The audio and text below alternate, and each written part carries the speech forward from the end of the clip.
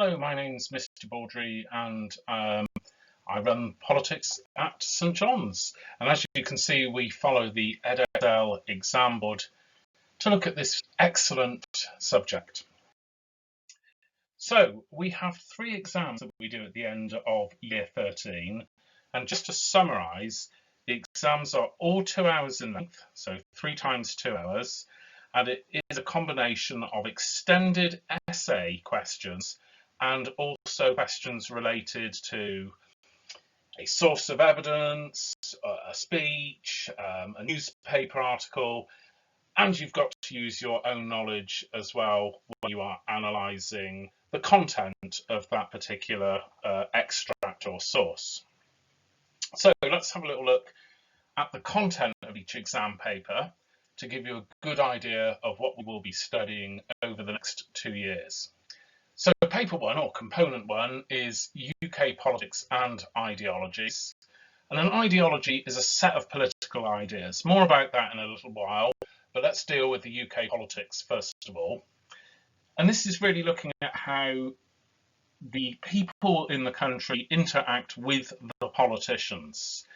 And obviously the most obvious and the clearest way of doing that is through elections. And we obviously have general elections to elect members to the House of Commons, and if a party secures a majority, they go on to form the government. So we have a major choice of different political parties, and there are some of the political parties listed in that little picture in the top right hand there. So obviously in England, the main political parties are those big 3, the Conservatives, the Labour Party and the Liberal Democrats. But obviously if you live in Northern Ireland, you have a choice of other political parties such as the Democratic Unionist Party, the SDLP, which is the Social Democratic and Labour Party, the Alliance Party, Sinn Féin, and there's another political party called the Ulster Unionist Party as well, which just doesn't happen to be in that little graphic. In Scotland, of course, you can vote for the Scottish National Party, the SNP as well, and in Wales you could vote for Plaid Cymru. There's the Green Party, which is also a national party. UKIP, not really a big thing anymore, been taken over by the Brexit Party. As Brexit is happening, I don't know if the Brexit Party will continue to exist. It still exists at the moment. The Respect Party that you see there, as far as I know, no longer exists. So there is a wide range of choice when it comes to political parties at elections. But as I just pointed out, the 2 biggest parties are Labour and Conservative. And currently, if you look at the opinion polls, and we are in June 2020 here, those polls are absolutely dominated by the Conservatives and Labour. If you add both of their scores together at the moment, you get just over 80% of United Kingdom voters saying they will vote either Labour or Conservative. Okay, now it's not just general elections for the House of Commons. We've got elections for councils. That could be as small as a parish council in an individual village, or it could even be something really big like the whole of Wiltshire Council. We have elections obviously in Scotland, Wales and Northern Ireland for their assemblies, and in the case of Scotland, they have their own parliament. We will look at the way these elections happen, because it really isn't as simple going to the ballot box and putting the X next to the person or party that you choose. In other elections in different parts of the UK, there are different ways to actually vote. We'll take a look at that. So democracy and people, really important. Pressure groups. Now, these are campaigning groups. Sometimes they're charities. You can see in the box there that we've got a lot of organisations that you would actually say, well, Oxfam and Save the Children are charities. So is the RSPCA. Age Concern, it's a charity. But they actually do campaign on their specialist subjects as well. So if you take Oxfam or Save the Children, they will campaign on development issues around the developing world. The RSPCA, yes, they do care about stopping cruelty to animals, but they will campaign on that issue as well. Okay, so quite a lot of charities there, and also groups like the Campaign for Nuclear Disarmament, CND. Well, it's in the name there, isn't it? They want to get rid of nuclear weapons. All right, so what role do they play within the system as well has to be actually considered. And you as an individual can be part of one of those groups. You can write to your member of parliament, you can sign petitions, you can go on demonstrations. You can do all sorts of things to try and put pressure on the government for them to bring about changes. So, the main political parties then. We will look at these parties in a bit more detail. In particular, we will focus on the Conservatives and Labour because since, well, really effectively 1922, there's either been a Conservative or a Labour government, or sometimes there have been national or coalition governments as well. But basically, most of the years have been dominated by either the Labour Party or the Conservatives. We'll obviously take a look at the Scottish National Party in Scotland, and clearly parties like the Liberal Democrats, Greens and Plaid Cymru in Wales. But it has to be said that the Labour Party and the Conservative Party do get more coverage because they have won more elections than any other party. Okay, now also part of paper one looks at ideologies, and there are three big ideologies that you will study. The ideology, or the set of ideas, known as liberalism. And there's one particular liberal, a chap called John Stuart Mill, a prolific author, wrote lots of books, he was a philosopher, a thinker, and was really thinking about what's the best way that people can be governed and what elements should the people have in terms of that government as well. And there's a small quotation from him there. We've also got conservatism, a picture of President Ronald Reagan. No doubt about it, Ronald Reagan was a conservative. There are many types of conservatives as well. There isn't just one type. Reagan represents one type of conservatives, very similar to Margaret Thatcher in many, many respects. But there are different types of conservatism. And you will look at those various varieties. And likewise with socialism, it says they're a radical idea of sharing. Yes, I suppose it is. But there are different types of socialists.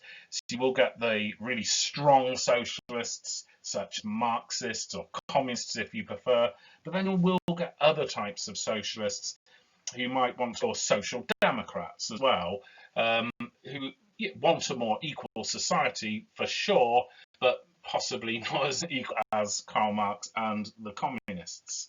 Okay, so those three ideologies you will look at actually in year 13, but the questions about them are in paper one. Okay, but all of the papers are done at the end of year 13 anyway. So moving on, the second exam paper looks at the United Kingdom government. Also looks at another ideology as well.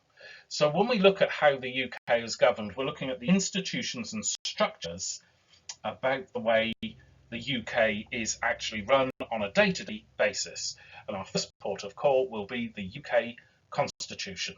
Now, we do not have a simple, straightforward document to tell us how our country is governed. In America, they do. It's on a sheet of parchment. It's about A3 size from a modern point of view. And it's all there for you. It tells you the role of the Congress, their parliament. It tells you what the president can and cannot do. It tells you about their Supreme Court. And it tells you about all sorts of other things, including, importantly, of course, your rights as a citizen and the ability to change and alter or amend that constitution. We don't have one of those documents. But what we do have in the United Kingdom is all of the laws that Parliament has passed. And we're talking about the laws that are currently in practice, because you can obviously change laws. You don't need to stick with a law that was passed, I don't know, 500 years ago.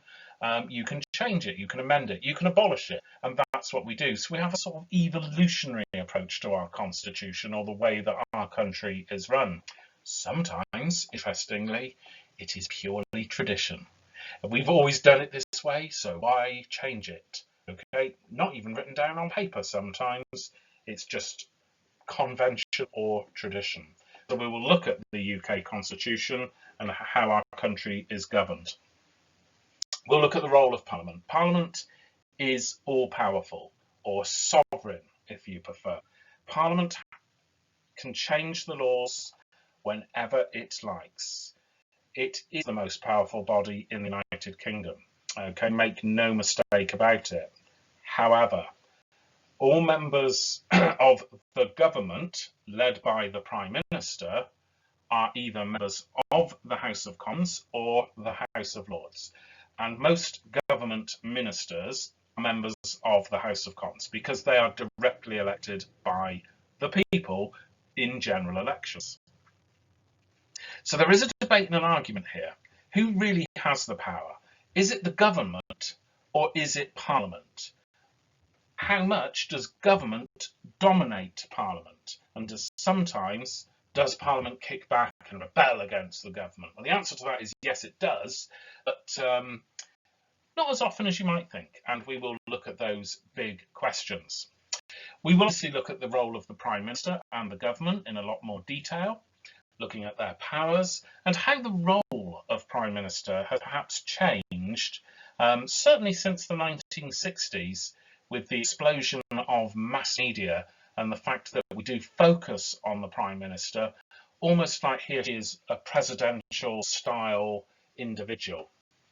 We will look at the judiciary, the judges. In particular, we will focus on the United Kingdom Supreme Court, which was born in 2009.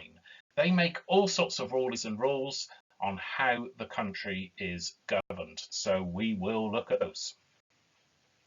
There is a question on paper 2 regarding one additional ideology. So paper 1 looks at conservatism, socialism and liberalism, but paper 2 will also have a question on anarchism as well. No gods and no masters. Against all authority, say anarchists. Well, just like conservatives, socialists and liberals, there are different types of anarchists. So we will look at those different types. So that is paper 2. Now, what a decade you've lived in. I will get onto that in a little bit. But here we are. Here's the United Kingdom Parliament. It is broken down into 3 component parts. House of Commons, green benches, House of Lords, red benches, and the Queen as well. Now, the Queen doesn't really have any actual powers, but she must and does sign all laws off. It's called giving them the royal assent. And she opens sessions of Parliament by reading out the Queen's speech. It's not written by the Queen, it's actually written by the government, and it is a outline of their programme for a parliamentary session. A picture of the House of Lords you see at the bottom there actually shows Her Majesty Elizabeth II sitting on the throne, reading out the Queen's speech to all those lords, actually judges, assembled in the chamber. So we'll look at that in more detail. Now, I just said a minute ago, this has been an interesting decade, and my goodness, it has. Since 2010, we have had 4 prime ministers. That is a real rapid turnover in a relatively short period of time. So we started the decade with Gordon Brown, last Labour Prime Minister up to this particular point.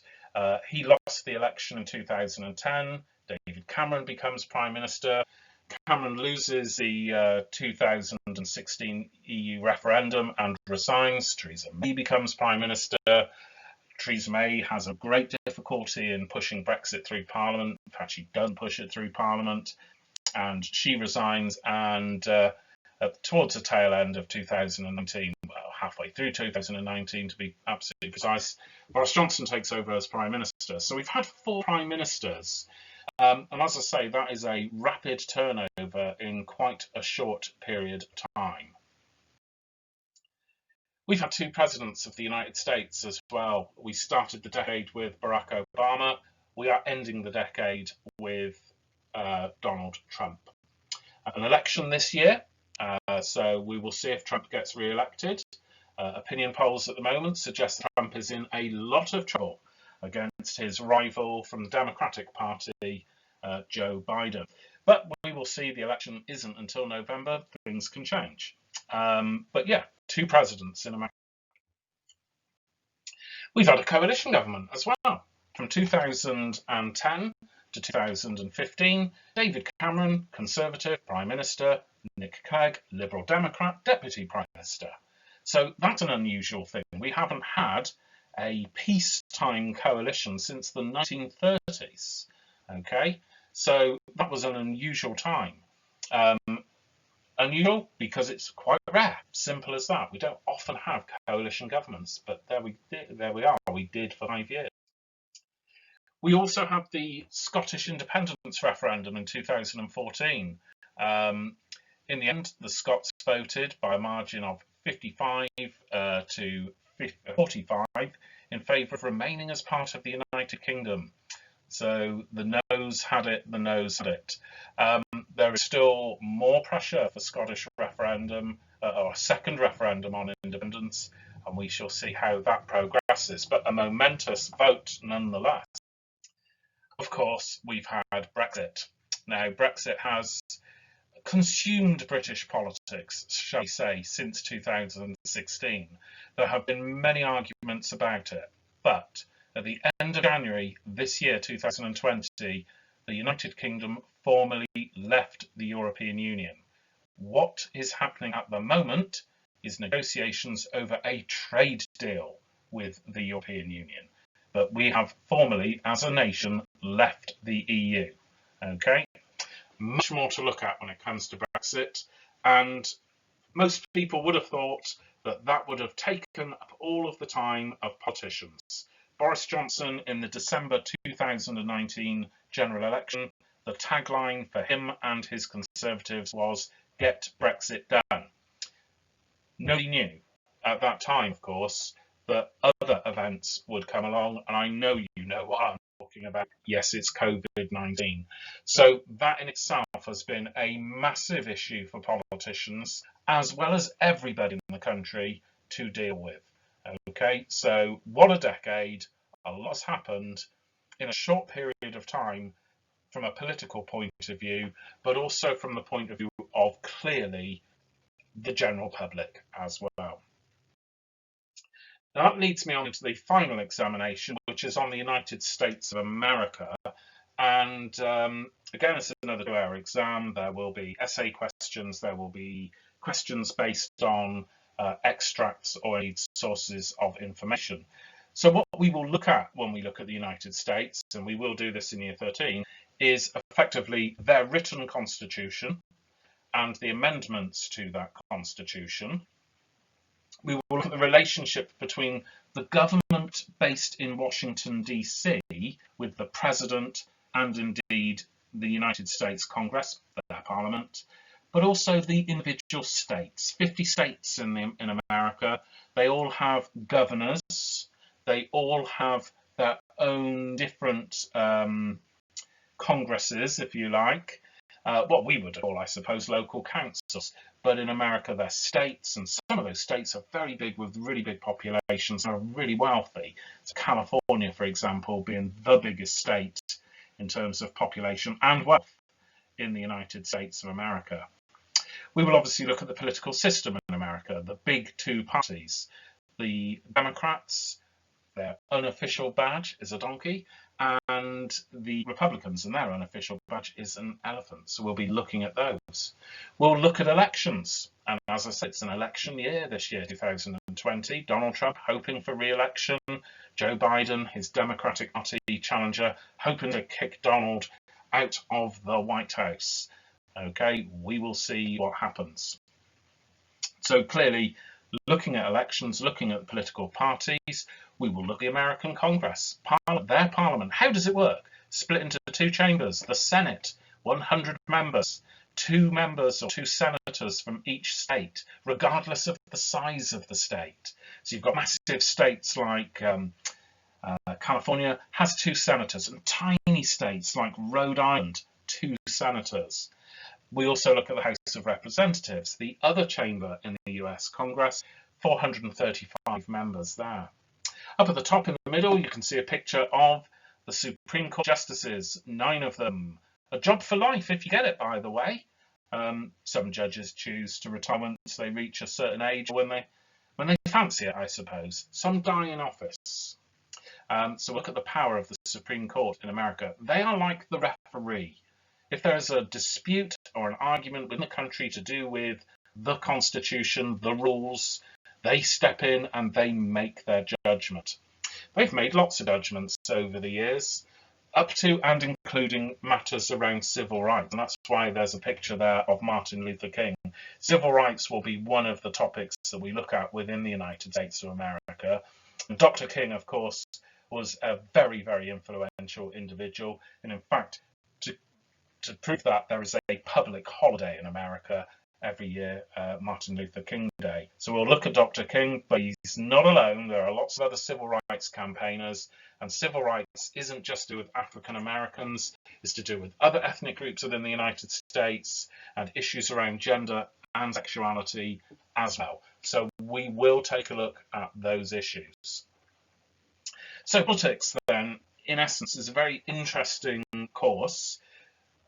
Year 12 focuses mainly on British politics, it has to be said, and Year 13 branches out into the ideologies, which are global, and also United States politics as well. So that's the nature of the course at St John's. Very interesting time to be studying politics, of course. Mind you, I've been saying that for 10 years. So I hope you found that interesting, and remember the holiday work is available on the school website, so if you haven't started looking at that, please do before you start in September. Thanks very much for listening. Goodbye.